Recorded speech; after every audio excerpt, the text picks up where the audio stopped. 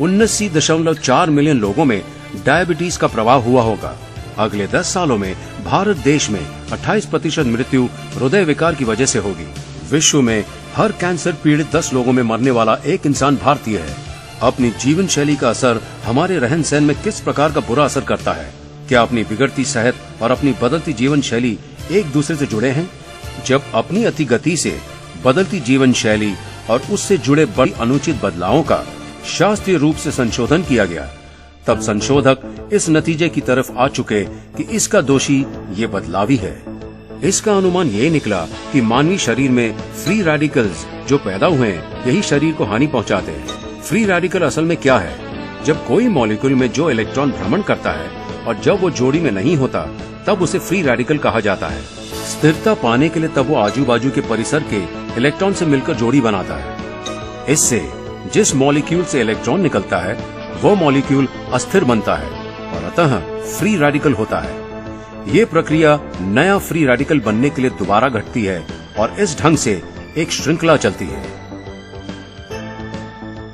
Free radical शरीर को हानि पहुंचा सकते हैं। इससे जुड़ी व्याधि को ऑक्सीडेटिव स्ट्रेस कहते हैं।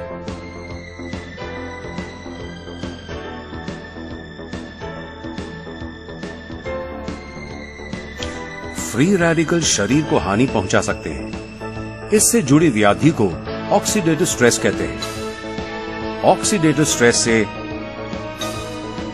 हृदय रोग, डायबिटीज, अस्थि रोग, अल्जाइमर, पार्किंसन, अपचनता, कैंसर, एड्स इत्यादि व्याधियां जुड़ती हैं। ऑक्सीडेटिव स्ट्रेस ये कुछ मात्रा में हर रोज की क्रिया जैसे कि सांस लेना अथवा कसरत से होती है। ऑक्सीडेटिव स्ट्रेस से बचने के लिए मानवीय शरीर को एंटीऑक्सीडेंट्स नामक घटक की जरूरत होती है। शरीर एक तो अपने आप एंटीऑक्सीडेंट पैदा करता है अथवा संतुलित आहार से प्राप्त होता है। आजकल की जीवन शैली से फ्री रेडिकल्स की व्युत्पत्ति और एंटीऑक्सीडेंट्स की मात्रा में असमतोल बनता है।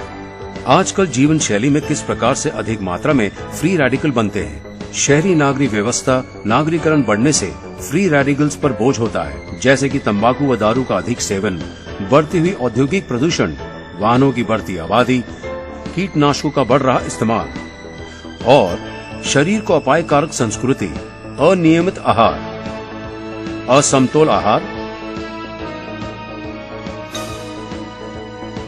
जंक फूड, कच्चे अनाज के बजाय प्रक्रियात्मक पदार्थ का सेवन इत्यादि से एंटीऑक्सीडेंट्स की स्रोत में कमी होती है। इसीलिए स्वस्थ भारतीयों को अधिक आहार जिसमें एंटीऑक्सीडेंट्स की मात्रा हो, इसकी जरूरत होती है। हर रोज की जिंदगी में एंटीऑक्सीडेंट की भूमिका। एंटीऑक्सीडेंट से अच्छी नींद आती है। एंटीऑक्सीडेंट स्वास्थ्यवर्धक रखता है। एंटीऑक्सीडेंट श्वसन क्रिया को मदद करता है। एंटीऑक्सीडेंट अपचनता से संवारता है। एंटीऑक्सीडेंट लिवर का संरक्षण करता है। एंटीऑक्सीडेंट प्रतिकार शक्ति और शरीर शक्ति बढ़ाता है।